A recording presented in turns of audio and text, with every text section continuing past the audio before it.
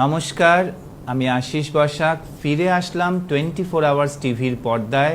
Hello Kolkata socio cultural mirror, hello Kolkata সমাজ সাংস্কৃতিক দর্পণ। আর দর্পণের এপাশে আমার একদম ডান দিকে আছেন অধ্যাপিকা দেবকন্যা সেন, সেক্রেটারি আচার্য দীনেশ চন্দ্র সেন রিসার্চ সোসাইটি, একটি প্রসিদ্ধ সংগঠন এবং নিজে একজন প্রখ্যাত শিক্ষাবিদ।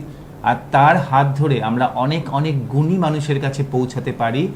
আজকে 24 আওয়ার্স টিভির পর্দায় হ্যালো কলকাতা সোশিও কালচারাল মিররে যাকে পেয়েছি, তিনি আমাদের প্রতিবেশী দেশ, আমাদের প্রাণের দেশ বাংলাদেশ থেকে এসে গেছেন প্রফেসর ডক্টর মিল্টন বিশ্বাস স্যার। অসংখ্য ধন্যবাদ। বহু গুণের বহু কৌণিক মানুষ, ছোট্ট পরিচয়ভাবে আমরা যদি তাকে দিতে পারি আমাদের দর্শক বন্ধুদের জন্য, বলতে পারি ডক্টর মিল্টন বিশ্বাস প্রখ্যাত লেখক এবং চেয়ারপারসন বাংলা বিভাগ, জগন্নাথ বিশ্ববিদ্যালয়, ঢাকা, বাংলাদেশ। স্যার অসংখ্য ধন্যবাদ। ভারতবর্ষে কলকাতায় আপনি অনেকবার এসেছেন, কলকাতা আপনার প্রাণের শহর। তবে আমার কাছে দেবকন্যাদির হাত ধরে যে আজকে আপনাকে পেলাম 24 আওয়ার্স টিভির পর্দায়, তার জন্য আমি আপ্লুত, আমি ধন্য স্যার। স্যার একদম শুরু করছি আপনার ছোটবেলা দিয়ে। আপনার তো এখন কর্মজীবন আমরা জানতেই পারলাম কোথায় আপনি যুক্ত আছেন। আপনার ছোটবেলা স্যার কোথায় এবং কিভাবে কেটেছে যদি সবার সাথে শেয়ার করেন। ধন্যবাদ আপনাকে। আমি কৃতজ্ঞতা জানাই হ্যালো কলকাতাকে যে এরকম একটি সুন্দর আয়োজন হয়েছে এবং হচ্ছে, এবং অধ্যাপিকা দেবকন্যা সেনকে ধন্যবাদ যে আচার্য দীনেশ চন্দ্র সেন রিসার্চ সোসাইটি অনেকদিন ধরে তিনি এই কার্যপরিধি পরিচালনা করছেন এবং সক্রিয় আছেন।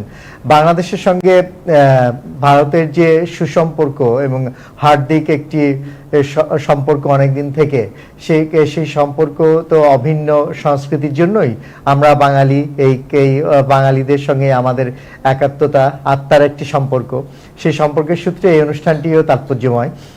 আমার বাল্যকাল বা শৈশব জীবন যদি বলতে হয় তাহলে আমার সেটি কেটেছে হচ্ছে কুষ্টিয়া জেলায়। কুষ্টিয়া জেলা জানেন যে রবীন্দ্রনাথের সেই স্মৃতিধন্য কুষ্টিয়া জেলা, সেই লালন যে বাউলদের যে স্মৃতিধন্য সেটি কুষ্টিয়া জেলা।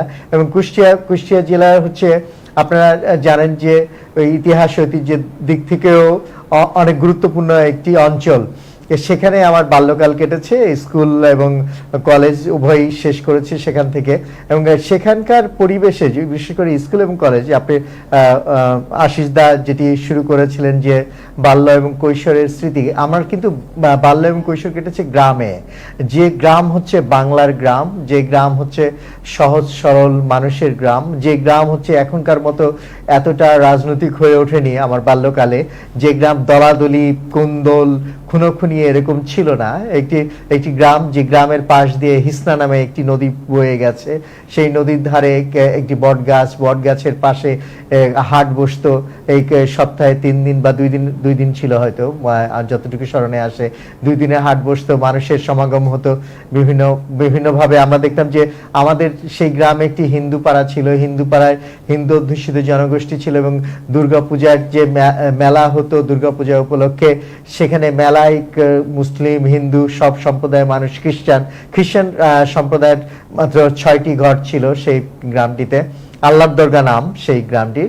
এবং ওখানে যে জাতি ধর্ম গোষ্ঠী নির্বিশেষে একটি সুসম্পর্ক ছিল, সেইগুলো কিন্তু পরবর্তী সময় আর থাকেনি। আমি বাল্যকালে যে সুসম্পর্ক দেখে এসেছি, যে রাজনৈতিক কোন্দলহীন একটি পরিবেশ দেখে এসেছি, যে চমৎকার একটি গ্রামীণ পরিবেশ দেখে এসেছি, সেই পরিবেশ যেন দিনে দিনে বিধ্বস্ত হয়েছে। কিন্তু আমরা সেখান থেকে উঠে এসেছি বলেই সেই স্মৃতিটাকে ধারণ করতে পারি, সেই স্মৃতিটাকে মনে করতে পারি। সেইটুকু আমরা একটু আমাদের দর্শক বন্ধুদের কাছে পৌঁছে দিতে চাই স্যারের পরিচিতিতে। স্যার শুরু করলেন যে সুষমা মণ্ডিত একটি সাবলীল পরিবেশ, সাধারণ পরিবেশ থেকে, সেখান থেকে উঠে উনি কোথায় এসেছেন সেটা আমি একটুখানি হাইলাইট করতে চাই।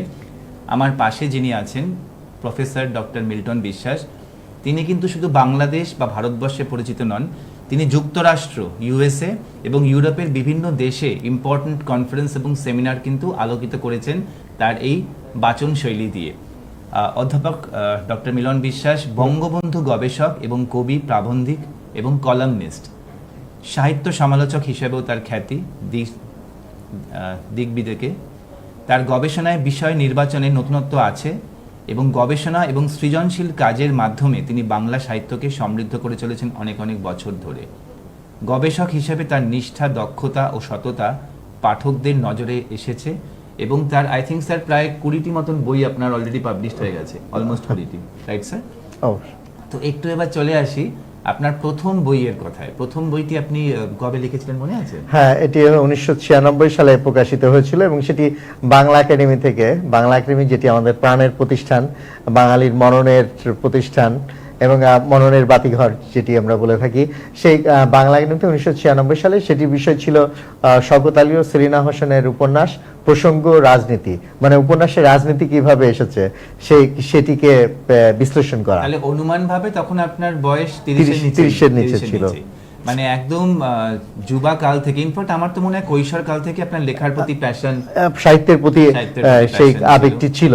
Absolutely sir. কিন্তু ইউজিসি পোস্ট ডক্টরেট ফেলো আমরা ভীষণভাবে সম্মান, যে শিক্ষকতার মাধ্যমে যেটা সম্মান অর্জন করে তার কিন্তু পোস্ট ডক্টরেট ফেলো স্যার। সাহিত্যে বঙ্গবন্ধু শিরোনামে গবেষণা সম্পন্ন করেছেন।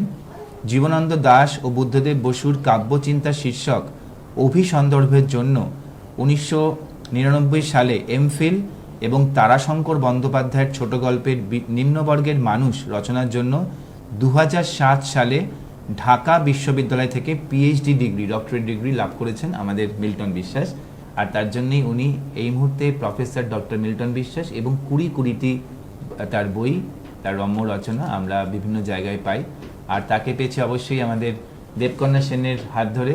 ম্যাডাম, আপনার কথা আমরা শুনবো। আজকে খুব একটা ইম্পর্টেন্ট প্রোগ্রাম আপনার আছে, যদি দর্শক বন্ধুকে ইনভাইট করেন, আর পুরো ডিটেলস শুনবো আমাদের ব্রেকের পরে। একটু ম্যাডাম যদি আজকে সবাইকে ইনভাইট করে দেন আপনার প্রোগ্রাম সম্বন্ধে। নমস্কার, 24 ঘন্টাকে অনেক ধন্যবাদ জানাই। ধন্যবাদ হ্যালো কলকাতাকে। আজকে আচার্য দীনেশচন্দ্র সেন রিসার্চ সোসাইটির পক্ষ থেকে ডক্টর মিল্টন বিশ্বাস মহাশয়কে দীনেশচন্দ্র সেন স্মৃতি স্বর্ণপদকে আমরা ভূষিত করব। এই অনুষ্ঠানটা আমাদের হবে বৌদ্ধ ধর্মাঙ্কুর সভা, 1 নম্বর বুদ্ধিস্ট টেম্পল রোড। আপনাদের সকলকেই স্বাগত। আপনারা আসলে ভালো থাকবে এবং এখানে অনেক গুণী মানুষের আগমন আজকে ঘটবে। ফিরে আসছি ছোট্ট একটা ব্রেকের পরে। সঙ্গে থাকুন হ্যালো কলকাতা সোশিও কালচারাল মিররের সাথে, সঙ্গে থাকুন 24 আওয়ার্স টিভির সাথে।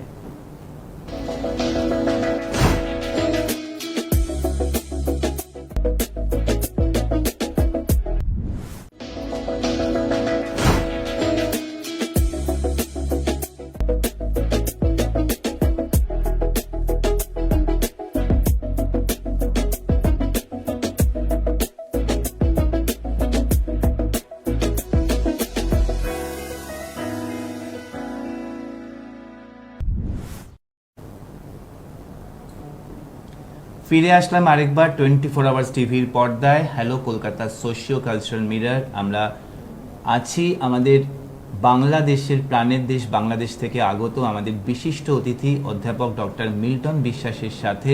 আর অবশ্যই আমাদের ভারতবর্ষ এবং বাংলাদেশ দুটি দেশেই যার অবাধ বিচরণ, দুই দেশেরই গর্ব আমাদের অধ্যাপিকা দেবকন্যা সেন মহাশয়ের সাথে। আমরা স্যারের পরিচিতি নিয়েছিলাম।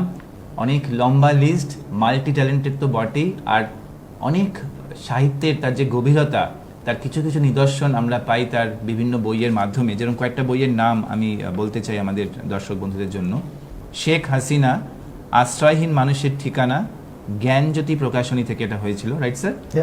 শিল্প সাহিত্যে বঙ্গবন্ধু, নবযুগ প্রকাশনী।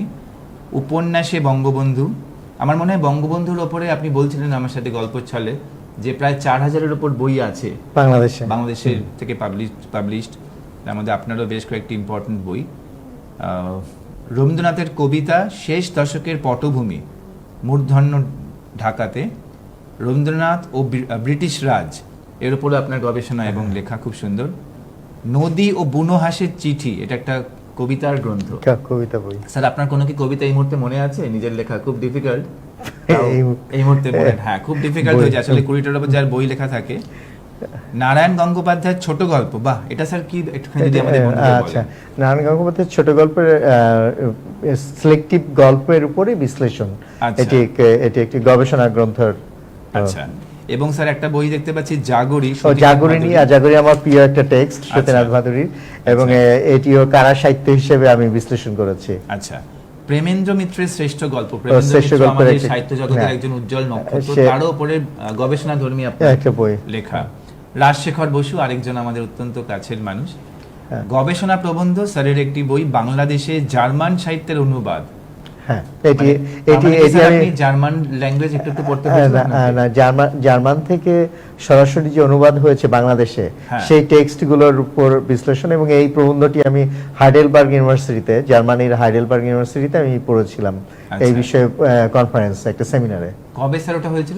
এটা 2017-তে। 2017-তে। ফ্যান্টাস্টিক। আমরা কিছুক্ষণ আগেই বললাম যে একদম গ্রাম থেকে উঠে আসা, উনি যেটা বারবার বলছিলেন যে একটি সহজ সরল গ্রাম্য পরিবেশ থেকে উঠে এসে স্যার কিন্তু দেশ বিদেশে বাংলাদেশকে খ্যাতির চূড়ায় পৌঁছে দিচ্ছেন।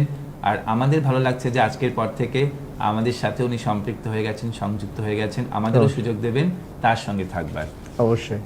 স্যারের আরও বেশ কিছু লেখা আছে গবেষণাধর্মী, যেরকম বাংলাদেশের ছোট গল্পে বঙ্গবন্ধু, ভীষণ ইন্টারেস্টিং একটা টপিক। হ্যাঁ, 100-রও বেশি গল্প রচিত হচ্ছে বাংলাদেশে, সেই গল্পগুলোকে ধরার চেষ্টা করেছি, বঙ্গবন্ধুকে কিভাবে উপস্থাপন করা হয়েছে গল্পের মধ্যে। ছোট গল্পের মতন কবিতায়ও বঙ্গবন্ধুকে উনি তুলে ধরেছেন সাধারণ মানুষের কাছে। আরেকটি বই বাংলাদেশের রেল স্টেশন। হ্যাঁ, এটি ইন্টারেস্টিং ছিল।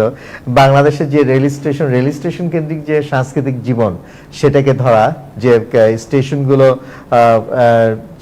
রেলের অবস্থা তো খুব ভালো ছিল না কিছুদিন 5 বছর আগেও। বর্তমান সরকার, শেখ হাসিনা সরকার এসে রেলের অভূতপূর্ব উন্নয়ন ঘটিয়েছে।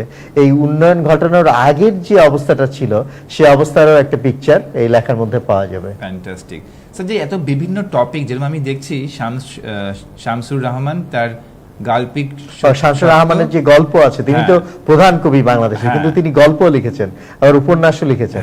তো এই গল্প গ্রন্থের গল্পগুলো, তারপরে উপন্যাস, এইগুলো নিয়েও আমার ভিন্নধর্মী সত্তা নিয়েও আপনার গবেষণা। আরেকটি খুব ইন্টারেস্টিং টপিক, বুদ্ধদেব বসুর তপস্বী ও তরঙ্গিনী, মাতা কন্যা পিতা পুত্র। এটি একটি তাত্ত্বিক ব্যাখ্যা দেওয়ার চেষ্টা আছে। বুদ্ধদেব বসুর যে কাব্যনাট্য তপস্বী তরঙ্গিনী, বিখ্যাত কাব্যনাট্য, এটি তো পাঠ্য, আমাদের ছেলে মেয়েদেরও পাঠ্য, বিশ্ববিদ্যালয়ের অনেক জায়গায় পাঠ্য।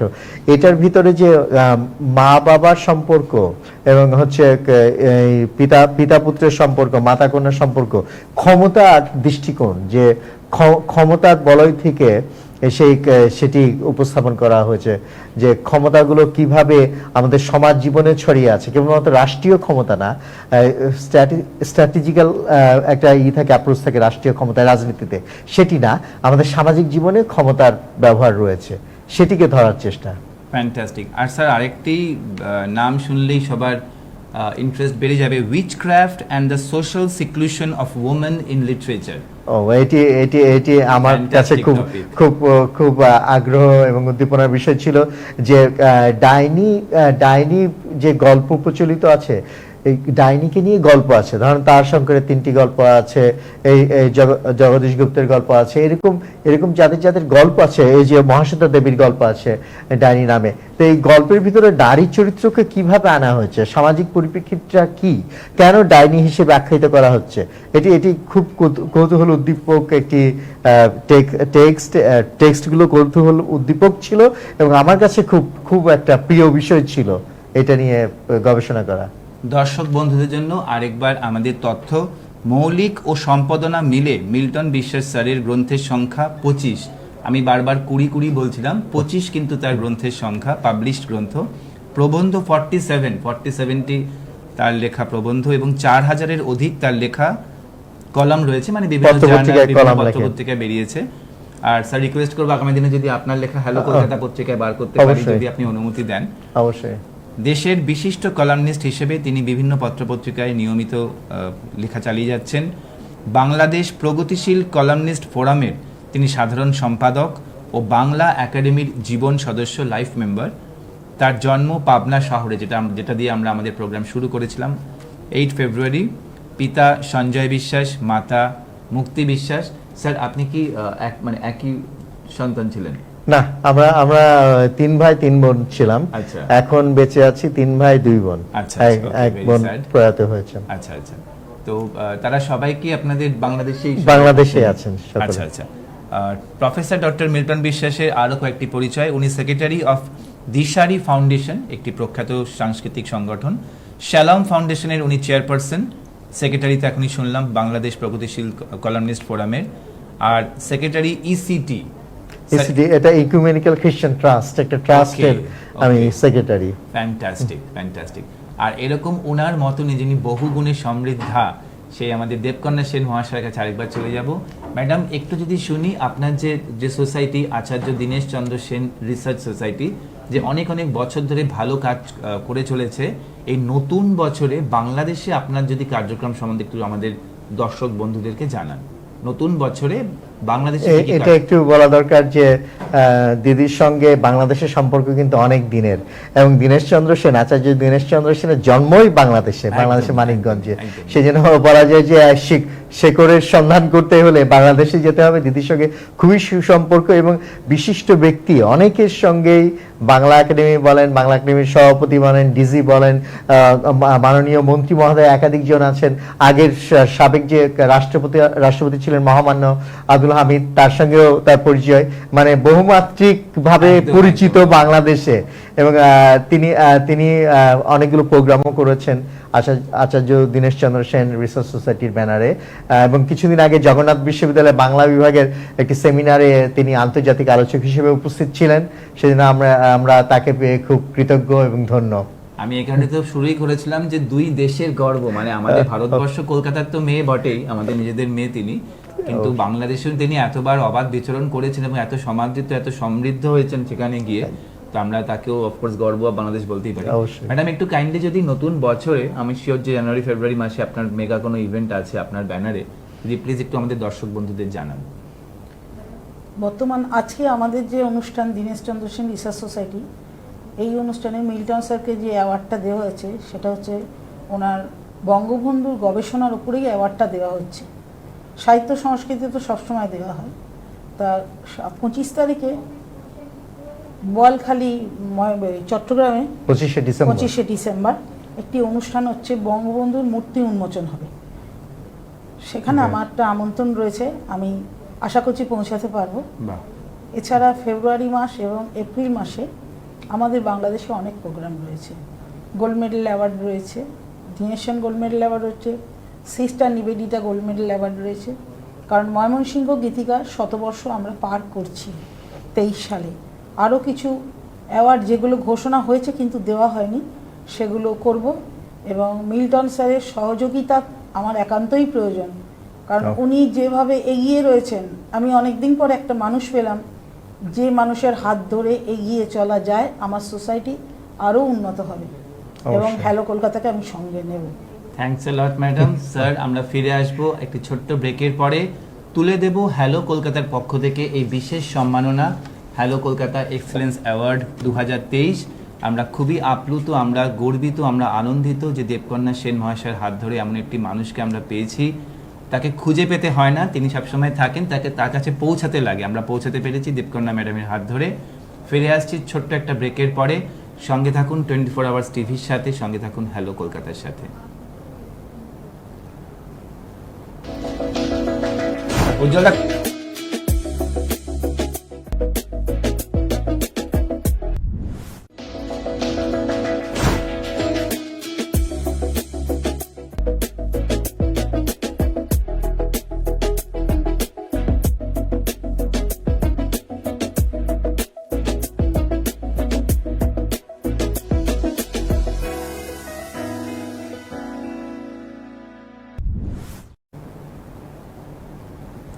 নমস্কার, আরেকবার ফিরে আসলাম 24 আওয়ার্স টিভির পর্দায়। Hello Kolkata socio cultural mirror, hello Kolkata সমাজ সাংস্কৃতিক দর্পণ। আর দর্পণের এপাশে, আমার ঠিক পাশে আছেন আমাদের প্রতিবেশী দেশ, খুব কাছের, মনের কাছের দেশ। প্রতিবেশী দেশ হতে পারে কিন্তু মনের খুব কাছে, বাংলাদেশের প্রখ্যাত ব্যক্তিত্ব, এবং আস্তে আস্তে আমাদের ভারতবর্ষেরও গর্ব হয়ে যাচ্ছেন, কারণ উনি অনেকবার ভারতবর্ষে আসছেন, আমাদের মতন মানুষদেরকে সুযোগ দিচ্ছেন তার সান্নিধ্যে আসার। অধ্যাপক ডক্টর মিল্টন বিশ্বাস, 25টি পাবলিশড বইয়ের গর্বিত লেখক। আমি নিজেও একজন লেখক স্যার, আমার খুব গর্ব লাগে যখন বলি যে আমরা লেখক। তো অবশ্যই। স্যারের বেশ কয়েকটি বই আমি নিজেও পড়তে শুরু করেছি, খুব ভালো লাগছে। আর তার পাশে যার হাত ধরে এই অসাধারণ গুণী ব্যক্তিত্বকে পেয়েছি, তিনি আর কেউ নন, আমাদের বাংলাদেশ এবং ভারতের গর্ব আচার্য দীনেশ চন্দ্র সেন, তার প্রপৌত্রী। এই নামটা আমরা বাংলা সাহিত্য জগতে সবাই জানি, আচার্য দীনেশ চন্দ্র সেন, তার প্রপৌত্রী, গ্রেট গ্র্যান্ডডটার, রাইট ম্যাডাম? ঠিক বলেছি। এবং যে রিসার্চ সোসাইটি, আচার্য দীনেশ চন্দ্র সেন রিসার্চ সোসাইটির সম্পাদিকা, তিনি বাংলাদেশ এবং ভারতবর্ষের বিভিন্ন জায়গায় বিভিন্ন সাহিত্যধর্মী অনুষ্ঠান করেন। আজকেও একটি মেগা অনুষ্ঠান করতে চলেছেন। আর সেই অনুষ্ঠানে আমি মানে আমার সময় হচ্ছে না বলে তিনি সুযোগ দিয়েছেন এই হ্যালো কলকাতা এক্সেলেন্স অ্যাওয়ার্ড এই টিভি স্টুডিওতেই স্যারের হাতে তুলে দেওয়ার, প্রফেসর ডক্টর মিল্টন বিশ্বাসের হাতে। আমরা একটু বসেই দিচ্ছি কারণ আমাদের এটা টিভি স্টুডিওর ফরম্যাট। আর ম্যাডামকে বলবো আমাদের পক্ষ থেকে memento of appreciation on behalf of Hello Kolkata excellence award তুলে দিতে আমাদের আজকের প্রাপক এক্সেলেন্স অ্যাওয়ার্ডই প্রফেসর ডক্টর মিল্টন বিশ্বাস স্যারের হাতে। ধন্যবাদ এবং কৃতজ্ঞতা হ্যালো কলকাতাকে এবং 24 টিভি চ্যানেলকে। অবশ্যই আশিস দার সঙ্গে সবসময় যোগাযোগ থাকবে। বাংলাদেশে সবসময় আপনারা যে কোনো সময়ে আসবেন এবং আমাকে জানাবেন কখন আসবেন, আর দিদির সঙ্গে তো যোগাযোগ থাকে। একদমই। আর স্যার এই বছর এটা 2023-এর ক্যালেন্ডার, এটা একটাই দেওয়ার উদ্দেশ্য, যতগুলো দিন মিস করেছি আপনার সাথে সেকটা দিন যেন আমরা পরেরবার লাল দাগ দিয়ে যেতে পারি আপনার কাছে। এটা আমাদের একটি ইনোভেটিভ ক্যালেন্ডার যেখানে আমাদের বন্ধু অনিত মুখার্জির স্কেচ আছে, তো এটিও আমরা তুলে দিয়ে গর্বিত। আর ভীষণ ভুল হয়ে গেছে স্যার, আমার লেখা বই স্পিরিচুয়াল হিলিং এর উপরে, সেটা আপনার ডিউ রইলো, আজকে ওটা আনতে ভুলে গেছি। আমি একটা বই দিয়ে আপনাকে, আমার একটা বই, সব বইগুলো তো আনতে পারিনি, এটা এই বইটা আপনাকে দিলাম, আমাদের মাননীয় প্রধানমন্ত্রীকে নিয়ে লেখা। তার লেখা বই। প্রধানমন্ত্রীর বয়স কিন্তু 75 বছর। এটা গৌরবান্বিত নেতা এবং বিশ্ব নেতৃত্বে পরিণত হয়েছেন তিনি। Fantastic, thanks a lot sir. আর একজন লেখকের হাত থেকে তার লেখা বই এর চেয়ে বড় প্রাপ্তি মনে হয় কিছু নেই। আর এটা আমি দিতে চাই হচ্ছে আমাদের দিদিকে, শ্রদ্ধেয় দিদিকে, উপন্যাসের বঙ্গবন্ধু। এটি বাংলা একাডেমি থেকে প্রকাশিত বই। এটার উপরেই স্যার আজকে অ্যাওয়ার্ডটা পাচ্ছেন। ফ্যান্টাস্টিক, ফ্যান্টাস্টিক, ধন্যবাদ। আমি একটু দেবকন্যা ম্যাডামকে রিকোয়েস্ট করবো যদি মেমেন্টোটা স্যারের কাছে রাখেন একটু, তাহলে আমরা দর্শক বন্ধুদের আরেকবার দেখাতে পারবো আমাদের এই হ্যালো কলকাতা অ্যাওয়ার্ডটা। আমরা চলে আসছি স্যারের লেখনীতে, স্যারের গবেষণার কাজে, স্যারের ছোটবেলায়। খুব ভালো লাগলো যে স্যার নিজেই বললেন যে যেখান থেকে উনি উঠে এসেছেন একদম একটা অন্য জায়গা, সেখান থেকে উঠে এসে 25টি বই, দেশ বিদেশের সেমিনার, এবং আমাদের আজকে যে প্রোগ্রাম যেখানে গোল্ড মেডেল পাচ্ছেন তো স্যার, একটা international award, very prestigious award. তো সেটা নিয়ে আমি দেবকন্যা ম্যাডামকে রিকোয়েস্ট করব যে আগামী দিনে এরকম যে অনুষ্ঠান যখন উনি করছেন, ওনার সিলেকশন প্রসিডিওরটা জানাতে, বা উনি আমাকে বলছিলেন একদিন যে আশিস আমরা চলো দিল্লির দিকে প্রোগ্রাম করি একটা, কলকাতা ছাড়া বাইরের দিকেও, সেটা নিয়ে যদি একটু প্লিজ আমাদের ম্যাডাম কিছু বলেন। আমাদের অনেক দর্শক বন্ধুরা ইন্টারেস্টেড হতে পারেন, দেবকন্যা সেন ম্যাডামের সাথে কন্ট্যাক্ট করতে পারেন, আমার সাথে করতে পারেন। প্লিজ যদি ম্যাডাম একটু বলেন দিল্লি বা বাইরের যে প্রোগ্রাম আপনি ভাবছেন। দিল্লিতে মার্চ মাসে প্রোগ্রামটা ভাবছি, কারণ এখন প্রচুর ঠান্ডা, অনেকেই যেতে চাইবেন না। তবে বাংলাদেশে ফেব্রুয়ারি মাসে অথবা এপ্রিল মাসে, ফেব্রুয়ারি মাসটা আমি টার্গেট করেছি 21শে ফেব্রুয়ারি, বইমেলায় আমি থাকি। ওখানে যদি দর্শক বন্ধুরা কেউ ইন্টারেস্টেড হন তাহলে আশিস বাবুর সঙ্গে যোগাযোগ করে আমার সঙ্গে যোগাযোগ করবেন। আমি 18ই ফেব্রুয়ারি 2024 বাংলাদেশে রওনা হব। তার আগে অবশ্যই আমরা বসে যাদের পাসপোর্ট আছে তারা একটা মিট করে নেব, সে ব্যাপারে আশিস বাবুর সঙ্গে কথা হবে। শুধু আশিস বাবু না, আমাদের দেবকন্যা সেন ম্যাডামের নাম্বারটা আমি বলে দিচ্ছি, 9830238744। আরেকবার বলছি, দেবকন্যা সেন 9830238744। আমি আশিস বাসাক 9339228087। দুটি নাম্বারের মধ্যে যে কোনো একটিতে আপনারা যোগাযোগ করতে পারেন। শুধু কলকাতা নয়, শুধু দিল্লি নয়, বাংলাদেশ এবং আরও বেশ কিছু দেশে আমরা কিন্তু অনুষ্ঠান করবার চেষ্টা করছি, বাংলাকে নিয়ে চলবার চেষ্টা করছি। আর যিনি আমাদের আরেকজন ধারক বাহককে পেয়ে গেছি, তাকেও রিকোয়েস্ট করবো এরকম কাজে সঙ্গে থাকতে। অবশ্যই আমাদের একটি ফোরাম আছে, একটি ফাউন্ডেশন আছে, ইন্টারন্যাশনাল লিটারারি ফাউন্ডেশন। আমি স্যারকেও চাইবো আমাদের সদস্য হয়ে বিভিন্ন জায়গায়, এবং বাংলাদেশে ওনার নেতৃত্বে আমরা চাইবো ILF ইন্টারন্যাশনাল লিটারারি ফাউন্ডেশনের প্রসার হোক, যেখানে আমাদের দেবকন্যা সেন ম্যাডাম কিন্তু এডিটোরিয়াল বোর্ড মেম্বার। যে আমাদের বইটা বেরোচ্ছে ILF 100তে 100, সেখানে কিন্তু দেবকন্যা ম্যাডাম আছেন ওয়ান অফ দ্য এডিটার্স হিসেবে, এবং তারও একটি ছোট্ট রচনা, সাহিত্য রিলেটেড রচনাও থাকছে। তো স্যারকেও রিকোয়েস্ট করবো ছোট্ট এক পাতার মধ্যে যদি রচনা একটা পাঠাতে পারেন, রচনা বা কবিতা, কারণ আমাদের উদ্দেশ্য হচ্ছে 100-তে 100 মানে আইদার 100 পাতার বইটা হবে, নাহলে 100টা কবি সাহিত্যিকের লেখা থাকবে, তো যেটাই হোক ছোট। ফিরে আসছি আবার আমাদের ডক্টর মিল্টন বিশ্বাসের বিভিন্ন কাজকর্মের সম্বন্ধে।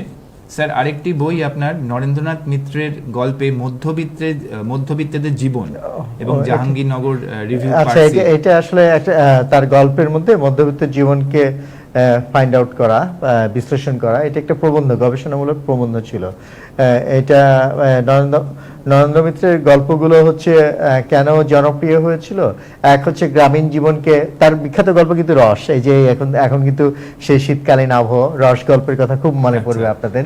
এবং তিনি যে ফরিদপুর এলাকার মানুষ ছিলেন এবং বাংলাদেশের সঙ্গে তার শেকড় ছিল, তিনি কলকাতায় যখন এলেন ওই গ্রামীণ জীবনকে এত অসাধারণভাবে তুলে ধরেছেন, কিন্তু একই সঙ্গে তিনি কলকাতার মধ্যবিত্ত জীবন, মানে বাংলার মধ্যবিত্ত জীবনকেও তিনি তুলে ধরেছেন। সেগুলোকেই বিশ্লেষণ করা, সেগুলোকে তুলে ধরা পাঠকের সামনে। আরেকটা দেখছি বাংলাদেশের উপন্যাসে দেশভাগ সাহিত্যিকী বাংলা গবেষণা সংসদ। আচ্ছা, এটি গুরুত্বপূর্ণ যে বাংলাদেশের উপন্যাসে দেশভাগ কিভাবে চিত্রিত হয়েছে। আপনারা জানেন যে হচ্ছে 47 দেশভাগের প্রভাব শিল্প সাহিত্যে এসেছে, এটি খুবই গুরুত্বপূর্ণ, কারণ এই প্রভাবটি কি আনন্দের ছিল না বেদনার ছিল। আমরা জানি যে আনন্দের চাইতে বেদনার ভাগটি বেশি ছিল, সেখানে সাম্প্রদায়িক দাঙ্গা ছিল, সেখানে হচ্ছে বাস্তুচ্যুত হওয়া মানুষের হাহাকার ছিল, এমনকি ভালোবাসা যে স্থানটি, যে ভিটে মাটিটিকে মানুষ ভালোবাসতো, সেই ভিটে মাটিটি ছেড়ে আরেক জায়গায় চলে যেতে হচ্ছে। এই যে হাহাকার, বেদনার্ত হওয়া মানুষের জীবনকে উপন্যাসের মধ্যে নিয়ে এসেছেন উপন্যাসিকরা। যেমন একটা উপন্যাসে যদি কথা বলি, যেটি হচ্ছে সকলের পরিচিত হাসান আইজুল হকের আগুন পাখি, যেখানে এই পশ্চিমবঙ্গের একজন মা যে বাস্তবিকটা আঁকড়ে আছেন গ্রামের, তার ছেলেমেয়েরা সব হচ্ছে পশ্চিম পাকিস্তানে পূর্ব পাকিস্তানে চলে যাচ্ছে বাংলাদেশে দেশভাগের পরে, কিন্তু এই মা যেতে চান না, বলে যে আমি এখানেই থাকবো।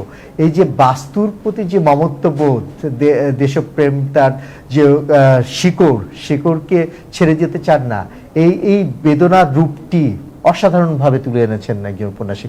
এরকম আরো উপন্যাস আছে, গল্প আছে, কবিতা আছে, এই দেশভাগের গল্পগাথা আছে, অশ্রু আছে, সেইগুলো কিন্তু অসাধারণ। স্যারের সাথে গল্প বা স্যারের সাথে ইন্টারাকশন বা ম্যাডামের সাথে ইন্টারাকশন কিন্তু আধ ঘন্টায় ধরে রাখা খুবই মুশকিল, তবে সময়সীমা একদম শেষ। আমরা আরেকবার আপ্লুত, আরেকবার ধন্য, আরেকবার কৃতজ্ঞ স্যারের কাছে, অধ্যাপক ডক্টর মিল্টন বিশ্বাসের কাছে কৃতজ্ঞতা স্বীকার আমার দিদি সমা দেবকন্যা সেন ম্যাডামের কাছে। আরেকবার আমি আর দেবকন্যা দি একটু আমাদের হ্যালো কলকাতা অ্যাওয়ার্ডটা তুলে ধরে আমাদের এই প্রোগ্রাম শেষ করছি। Hello Kolkata excellence award presented to professor doctor Milton বিশ্বাস ফ্রম ঢাকা, বাংলাদেশ। আর একটু যদি ম্যাডাম পেমেন্টটা তুলে দেন, আমরা এই প্রোগ্রাম শেষ করছি। Hello Kolkata socio cultural mirror লাইভে ছিলাম আমরা প্রফেসর ডক্টর মিল্টন বিশ্বাসের সাথে, লাইভে ছিলাম দেবকন্যা সেনের সাথে। আমি Ashis Basak, editor director of Hello Kolkata, charter president of Lions Magnets and Rotary Kasba.